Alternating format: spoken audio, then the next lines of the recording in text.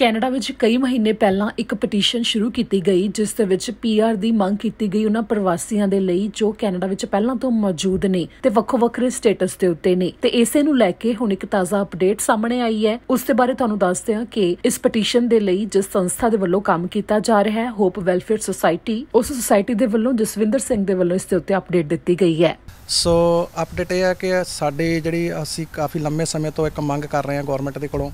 ਕਿ ਜਿੰਨੇ ਵੀ ਕੋਵਿਡ ਦੇ ਵਿੱਚ ਇੱਥੇ ਕੰਮ ਕਰ ਰਹੇ ਨੇ ਜਾਂ ਇੰਟਰਨੈਸ਼ਨਲ ਵਰਕਰ, ਸਟੂਡੈਂਟ ਵਰਕਰ, ਜਿਹੜੇ ਰਿਫਿਊਜੀ, ਸਾਰਿਆਂ ਵਾਸਤੇ ਕਿ ਅਸੀਂ ਇੱਕ ਬੜੀ ਲੰਬੀ ਇੱਕ ਜੰਗ ਸ਼ੁਰੂ ਕੀਤੀ ਹੋਈ ਇੱਕ ਕਿਸਮ ਦੀ। ਸੋ ਇਹਦੇ ਵਾਸਤੇ ਸਾਨੂੰ ਬਹੁਤ ਹੀ ਅਪਡੇਟ ਇਹ ਹੈ ਕਿ ਇੱਕ ਤਾਂ ਸਾਡੀ ਜਿਹੜੀ ਪਟੀਸ਼ਨ ਅਸੀਂ ਆਨਲਾਈਨ ਪਾਈ ਸੀ, ਜਿਹੜੀਆਂ ਅਸੀਂ ਬਾਕਸ ਇਹਨਾਂ ਦੇ ਮੈਂਬਰ ਪਾਰਲੀਮੈਂਟਾਂ ਨੂੰ ਭੇਜਿਆ ਸੀ, ਉਹਦੇ ਵਾਸਤੇ ਜਿਹੜੀ ਅਸੀਂ ਪਟੀਸ਼ਨ ਉਸ ਹਾਊਸ ਆਫ ਕਾਮਨ ਦੇ ਵਿੱਚੋਂ ਪਾਸ ਹੋ ਗਈ ਹੈ ਲੈਂਗੁਏਜ, ਉਹਦੇ ਉੱਤੇ ਕੰਮ ਕਰਨਗੇ ਸਾਡੇ ਸਤਿਕਾਰਯੋਗ ਮੈਂਬਰ ਪਾਰਲੀਮੈਂਟ ਸਰਦਾਰ ਰਣਦੀਪ ਸਿੰਘ ਸਰਾਏ ਸਾਹਿਬ। ਸੋ ਉਹਦੇ ਉੱਤੇ ਨਾਲ ਉਹਨਾਂ ਦੇ ਹੈਗੇ ਆ ਆਪਣੀ ਜੈਨੀ ਕੁਆਨ ਜਿਹੜੇ NDP ਦੇ ਮੈਂਬਰ ਪਾਰਲੀਮੈਂਟ ਨੇ, ਉਹਦੇ ਨਾਲ ਇੱਕ ਬਰੈਂਪਟਨ ਤੋਂ ਹੈਗੇ ਨੇ ਉਹਨਾਂ ਦੇ ਪਾਰਲੀਮੈਂਟ ਮੈਂਬਰ ਜੋ ਕਿ ਇਹ ਸਾਡੀ ਉੱਥੇ ਰੀਪ੍ਰਜੈਂਟ ਕਰਨਗੇ ਆਪਣੇ ਪਾਰਲੀਮੈਂਟ ਦੇ ਵਿੱਚ। ਸੋ ਇਸੇ ਤਰ੍ਹਾਂ ਸਾਡੇ ਇੱਕ ਜਿਹੜੀ ਲੈਂਗੁਏਜ ਦੇ ਉੱਤੇ ਗੱਲਬਾਤ ਚੱਲੀ ਆ, ਸਾਡੇ ਸਤਿਕਾਰਯੋਗ ਵੀਰ ਜਗਦੀਸ਼ ਸਿੰਘ ਜੀ ਸੰਘੇੜਾ ਸਾਡੇ ਮੈਂਬਰ ਨੇ ਸੁਸਾਇਟੀ ਦੇ ਕੈਲਗਰੀ ਤੋਂ, ਉੱਥੇ ਦੇ ਮੈਂਬਰ ਪਾਰਲੀਮੈਂਟ ਜਿਹੜੇ ਨੇ ਆਪਣੇ ਜਸਰਾਜ ਸਿੰਘ ਹੱਲਨ ਜੋ ਕਮੇਟੀ ਦੇ ਮੈਂਬਰ ਵੀ ਨੇ। ਸੋ ਇਸੇ ਤਰ੍ਹਾਂ ਨਾਲ ਉਹਨਾਂ ਦੇ ਜਗਜੀਤ ਕੌਰ ਸਹੋਤਾ ਜਿਹੜੇ ਮੈਂਬਰ ਪਾਰਲੀਮੈਂਟ ਨੇ, ਉਹਨਾਂ ਨੇ ਸਾਡੇ ਨਾਲ ਬਹੁਤ ਵਧੀਆ ਉਹਨਾਂ ਨੇ ਕਮੈਂਟ ਕੀਤੀ ਹੈ ਕਿ ਅਸੀਂ ਤੁਹਾਡੀ ਬਹੁਤ ਪੂਰੀ ਸਪੋਰਟ ਕਰਾਂਗੇ। ਪਿਛਲੇ ਦਿਨੀ ਅਸੀਂ ਇੱਥੋਂ ਈਮੇਲਾਂ ਵੀ ਭੇਜੀਆਂ ਵਾ ਲੈਂਗੁਏਜ ਦੇ ਉੱਤੇ, ਜਿਹੜੀ ਕਿ ਬਹੁਤ ਵੱਡੇ ਪੱਧਰ ਦੇ ਉੱਤੇ ਲੈਂਗੁਏਜ ਦੀ ਜਿਹੜੀ ਲੋੜ ਨਹੀਂ ਹੈਗੀ। ਸੋ ਉਹਦੇ ਉੱਤੇ ਉਹਨਾਂ ਨੇ ਗੱਲ ਕੀਤੀ ਆ ਕਿ ਅਸੀਂ ਪਾਰਲੀਮੈਂਟ ਦੇ ਵਿੱਚ ਇਹਦੇ ਉੱਤੇ ਵੀ ਮੁੱਦਾ ਚੱਕਾਂਗੇ। ਤੀਸਰੀ ਗੱਲ ਜਿਹੜੀ ਸਾਡੀ ਕਿ ਸਾਡੇ ਜਾਂ ਲੈਂਗੁਏਜ ਦੇ ਵਿੱਚ ਇੱਦਾਂ ਸੀ ਜਿਹੜੀ ਕਿ ਪਾਰਲੀਮੈਂਟ ਦੇ ਵਿੱਚ ਕਲਰਕ ਵੱਲੋਂ ਪਾਸ ਕਰਾਈ ਜਾਂਦੀ ਆ ਅਤੇ ਉਹਦੇ ਵਾਸਤੇ ਸਾਡੇ ਸਤਿਕਾਰਯੋਗ ਸਾਡੇ ਸਿਟੀਜ਼ਨਾਂ ਨੇ 5 ਮੈਂਬਰ ਜਿਹੜੇ ਇੱਥੇ ਦੇ ਸਿਟੀਜ਼ਨ ਉਹਨਾਂ ਨੇ ਸਾਈਨ ਕੀਤੇ ਨੇ। ਸੋ ਉਹਨਾਂ ਨੇ ਸਾਈਨ ਕਰਕੇ ਉਹਨਾਂ ਦੇ ਆਧਾਰ ਦੇ ਉੱਤੇ ਉਹਨਾਂ ਨੇ ਪਾਸ ਕੀਤੀ ਹੈ ਅਤੇ ਲੈਂਗੁਏਜ ਜਿਹੜੀ ਆ ਉਹਨੇ ਪਾਸ ਕਰਨ ਤੋਂ ਬਾਅਦ ਜਿਹੜੀ ਪਟੀਸ਼ਨ ਆਨਲਾਈਨ ਕੀਤੀ ਆ ਉਹਦੇ 'ਤੇ ਆਪਣੇ ਰਣਦੀਪ ਸਰਾਏ ਸਾਹਿਬ ਨੇ ਉਹਦੇ 'ਤੇ ਉਹਦੀ ਰਿਪ੍ਰਜੈਂਟਿੰਗ ਕਰਨੀ ਆ ਉਹਦੀ ਸਾਰੀ। ਸੋ ਜਿਹੜੀ ਅਸੀਂ ਧੰਨਵਾਦ ਕਰਦੇ ਹਾਂ ਕਮੇਟੀ ਜਿਹੜੀ ਗੌਰਮੈਂਟ ਨੇ ਬਣਾਈ ਸੀ, ਜਿਹੜੀ 2 ਮਹੀਨੇ ਦੇ ਵਾਸਤੇ ਚੱਲੀ ਆ, ਉਹ ਚੱਲ ਰਹੀ ਹੈ ਇਸ ਟਾਈਮ 'ਤੇ ਵੀ। ਉਹਦੇ ਉੱਤੇ ਸਾਡੇ ਜਿਹੜੇ ਸਤਿਕਾਰਯੋਗ ਸਾਡੇ ਧਾਲੀਵਾਲ ਸਾਹਿਬ ਮੈਂਬਰ ਪਾਰਲੀਮੈਂਟ ਜਿਹੜੇ ਉਹਨਾਂ ਨੇ ਸਾਡੇ ਲਾਇਰ ਸਾਹਿਬ ਨੂੰ ਅੱਜ ਵਿੱਚ ਲਿਆ, ਅਸੀਂ ਟੀਮ ਬਣਾ ਕੇ ਦਿੱਤੀ ਸੀ ਉਹਨਾਂ ਨੂੰ 4 ਮੈਂਬਰੀ, ਜਿਹਦੇ ਵਿੱਚ ਬਲਦੇਵ ਸਿੰਘ ਸੰਧੂ ਸਾਹਿਬ ਅਤੇ ਅਮਿਤ ਵਰਮਾ ਜੀ ਜਿਹੜੇ ਲਾਇਰ ਨੇ, ਅਤੇ ਸਾਡੇ 2 ਮੈਂਬਰ ਸੁਸਾਇਟੀ ਵੱਲੋਂ ਜਿਹੜੇ ਇੱਕ ਕਿਊਬਿਕ ਤੋਂ ਅਤੇ ਇੱਕ ਸਾਡਾ ਮੈਂਬਰ ਇੱਥੋਂ ਅਸੀਂ ਉਹ ਵਿੱਚ ਇਹਨਾਂ ਨੂੰ ਦਿੱਤੇ ਆ, ਜਿਹਦੇ ਉੱਤੇ ਉਹ ਕਾਫੀ ਇਹਦੇ ਉੱਤੇ ਗੱਲਬਾਤ ਕਰਨਗੇ ਉਹਨਾਂ ਦੇ ਨਾਲ। ਸੋ ਸਾਨੂੰ ਉਮੀਦ ਹੈ ਕਿ ਉਹਦੇ ਉੱਤੇ ਕਾਫੀ ਉਹ ਕੰਮ ਕਰ ਰਹੇ ਨੇ। ਜਿਹੜੀ ਕਮੇਟੀ ਬਣੀ ਆ, ਕਮੇਟੀ ਦੇ ਜੋ ਵੀ ਉਹਦੇ 'ਤੇ ਸਟੱਡੀ ਕਰੇਗੀ ਅਤੇ ਉਸ ਤੋਂ ਬਾਅਦ ਉਹ ਜੋ ਵੀ ਫੈਸਲਾ ਦੇਵੇਗੀ ਇਹਦੇ ਉੱਤੇ ਗੌਰਮੈਂਟ ਸਾਨੂੰ ਉਮੀਦ ਹੈ ਕਿ ਚੰਗਾ ਹੀ ਫੈਸਲਾ ਆਵੇਗਾ। ਫਿਰ ਜਿਵੇਂ ਕਮੇਟੀ ਦਾ ਅੱਗੇ ਉਹਨਾਂ ਦੇ ਵੱਲੋਂ ਰਿਜ਼ਲਟ ਕਦੋਂ ਤੱਕ ਦਿੱਤਾ ਜਾਣਾ, ਕਿ ਰਿਪੋਰਟ ਕਦੋਂ ਤੱਕ ਪੇਸ਼ ਕੀਤੀ ਜਾਣੀ ਹੈ? ਅਸੀਂ ਦੱਸਦੇ ਸੀ ਇਹਦੇ 2 ਮਹੀਨੇ ਦਾ ਟਾਈਮ ਹੈਗਾ ਆ, ਬਟ ਮੇਰਾ ਖਿਆਲ ਵੀ 1.5 ਮਹੀਨਾ ਇਹਨੂੰ ਹੋ ਗਿਆ ਕਾਫੀ। ਇਸ ਤੋਂ ਬਾਅਦ 2 ਹਫ਼ਤੇ ਹੋਰ ਆ ਇਹਦੇ ਉੱਤੇ ਜੋ ਵੀ ਰਿਜ਼ਲਟ ਹਜੇ ਆਉਣਾ ਹੈ। ਅਤੇ ਕਾਫੀ 2 ਦਸੰਬਰ ਨੂੰ ਇਹਨਾਂ ਨੇ ਜਿਹੜੇ ਇਮੀਗ੍ਰੇਸ਼ਨ ਮਿਨਿਸਟਰ ਆ ਉਹਨਾਂ ਨੇ ਵੀ ਵਿੱਚ ਬੈਠਣਾ ਇਹਦੇ, ਅਤੇ ਉਸ ਤੋਂ ਬਾਅਦ ਇਹਦੇ ਸਟੱਡੀ ਕਰਕੇ ਜੋ ਵੀ ਫੈਸਲਾ ਲੈਣਗੇ ਆਈ ਹੋਪ ਵੀ ਚੰਗਾ ਹੀ ਲੈਣਗੇ। ਯਾਨੀ ਕਿ ਇਸ ਦੇ ਉੱਤੇ ਜਿਹੜਾ ਕੋਈ ਫੈਸਲਾ ਲਿਆ ਜਾ ਸਕਦਾ ਹੈ ਉਹ ਅਗਲੇ ਸਾਲ ਦੇ ਵਿੱਚ ਇਸ ਦੇ ਬਾਰੇ ਜਨਵਰੀ ਜਾਂ ਪਹਿਲੇ ਮਹੀਨਿਆਂ ਦੇ ਵਿੱਚ ਲਿਆ ਜਾ ਸਕਦਾ? ਅਸੀਂ ਉਮੀਦ ਕਰਦੇ ਹਾਂ ਕਿ ਨਵੇਂ ਸਾਲ ਦੇ ਵਿੱਚ ਹੋ ਸਕਦਾ ਸਾਨੂੰ ਕੋਈ ਤੋਹਫਾ ਮਿਲੇ ਕਿ ਇਸ ਜਾਂ ਤਾਂ ਜਿਹੜੀ 25 ਦਸੰਬਰ ਇੱਥੇ ਆਪਣਾ ਫੈਸਟੀਵਲ ਆ ਰਿਹਾ ਉਹਦੇ ਵਿੱਚ ਕੋਈ ਚੰਗਾ ਤੋਹਫਾ ਦੇ ਸਕਦੇ, ਜਾਂ ਸਾਨੂੰ ਜਨਵਰੀ ਦੇ ਵਿੱਚ ਚੰਗਾ ਉਮੀਦ ਆ ਇਹਦੇ ਵਿੱਚ। ਇੱਕ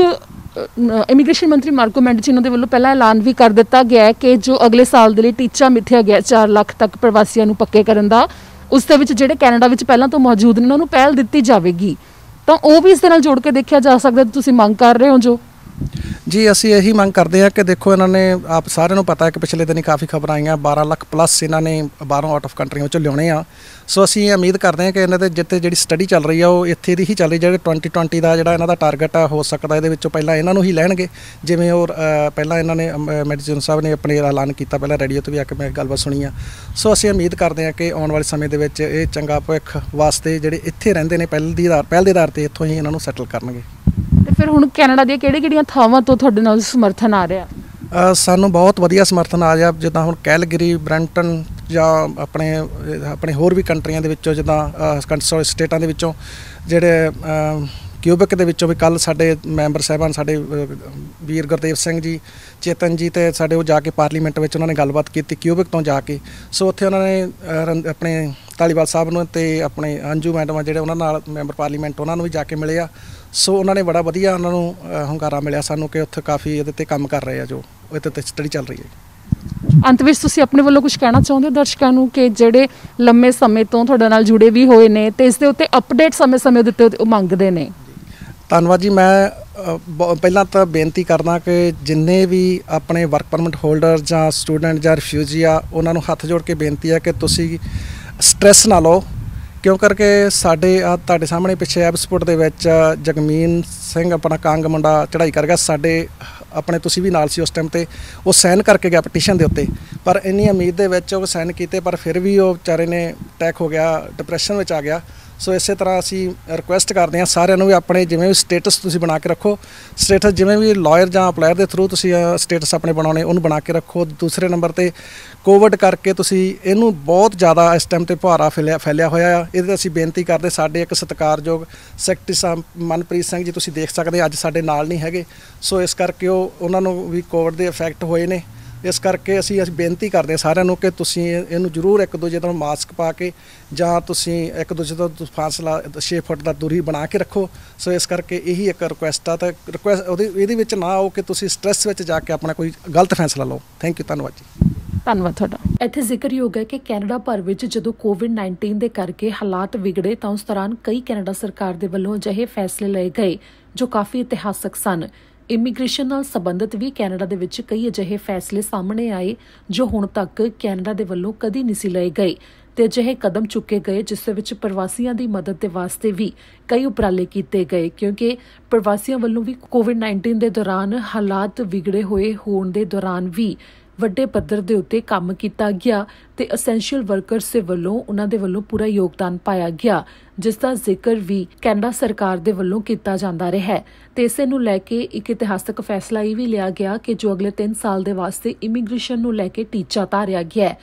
ਇੱਥੇ ਜ਼ਿਕਰਯੋਗ ਹੈ ਕਿ ਇਮੀਗ੍ਰੇਸ਼ਨ ਮੰਤਰੀ ਮਾਰਕੋ ਮੈਂਡੀਚੀਨੋ ਨੇ ਜੋ ਪਹਿਲਾਂ ਇਹ ਐਲਾਨ ਤਾਂ ਕੀਤਾ ਕਿ 2021 ਦੇ ਵਿੱਚ 4 ਲੱਖ ਤੋਂ ਵੱਧ ਪ੍ਰਵਾਸੀਆਂ ਨੂੰ ਪੱਕੇ ਕੀਤੇ ਜਾਣ ਦਾ ਟੀਚਾ ਮਿਥਿਆ ਗਿਆ ਹੈ, ਤਾਂ ਨਾਲ ਹੀ ਇੱਕ ਇੰਟਰਵਿਊ ਦੇ ਵਿੱਚ ਉਹਨਾਂ ਨੇ ਇਹ ਵੀ ਜ਼ਿਕਰ ਕੀਤਾ ਸੀ ਕਿ ਜੋ ਪ੍ਰਵਾਸੀ ਪੱਕੇ ਕੀਤੇ ਜਾਣੇ ਨੇ ਉਸ ਦੇ ਵਿੱਚ ਪਹਿਲ ਉਹਨਾਂ ਨੂੰ ਦਿੱਤੀ ਜਾ ਸਕਦੀ ਹੈ ਜੋ ਕੈਨੇਡਾ ਵਿੱਚ ਪਹਿਲਾਂ ਤੋਂ ਮੌਜੂਦ ਨੇ। ਤੇ ਕੈਨੇਡਾ ਵਿੱਚ ਪਹਿਲਾਂ ਤੋਂ ਵੱਖੋ ਵੱਖਰੇ ਸਟੇਟਸ ਦੇ ਉੱਤੇ ਜੋ ਪ੍ਰਵਾਸੀ ਮੌਜੂਦ ਨੇ ਉਹਨਾਂ ਨੂੰ ਕਈ ਚੁਣੌਤੀਆਂ ਦਾ ਸਾਹਮਣਾ ਕਰਨਾ ਪੈਂਦਾ ਹੈ ਕਿ ਉਹਨਾਂ ਦੇ ਪੁਆਇੰਟ ਪੂਰੇ ਨਹੀਂ ਹੁੰਦੇ ਕਈ ਵਾਰ ਉਹ ਯੋਗਤਾ ਨੂੰ ਪੂਰੀ ਨਹੀਂ ਕਰ ਪਾਉਂਦੇ, ਜਿਸ ਕਰਕੇ PR ਲੈਂਡ ਦੇ ਵਿੱਚ ਉਹਨਾਂ ਨੂੰ ਚੁਣੌਤੀਆਂ ਦਾ ਸਾਹਮਣਾ ਕਰਨਾ ਪੈ ਰਿਹਾ ਹੈ। ਤੇ ਇਸੇ ਨੂੰ ਲੈ ਕੇ ਹੁਣ ਮੰਗ ਵੀ ਹੋ ਰਹੀ ਹੈ ਕਿ ਇਸ ਦੇ ਵਿੱਚ ਕੁਝ ਨਾ ਕੁਝ ਤਰੀਕੇ ਵਰਤੇ ਜਾ ਸਕਦੇ ਨੇ ਕਿ ਪ੍ਰਵਾਸੀਆਂ ਨੂੰ ਜੋ ਕੈਨੇਡਾ ਵਿੱਚ ਲੰਮੇ ਸਮੇਂ ਤੋਂ ਕੰਮ ਕਰ ਰਹੇ ਨੇ ਤੇ ਵੱਖੋ ਵੱਖਰੇ ਸਟੇਟਸ ਦੇ ਉੱਤੇ ਮੌਜੂਦ ਨੇ ਪਰ ਉਹਨਾਂ ਕੋਲ PR ਨਹੀਂ ਹੈ ਤੇ ਕਈ ਸਹੂਲਤਾਂ ਤੋਂ ਵਾਂਝੇ ਨੇ, ਉਹਨਾਂ ਨੂੰ ਪੱਕੇ ਕਰ ਦਿੱਤਾ ਜਾਵੇ।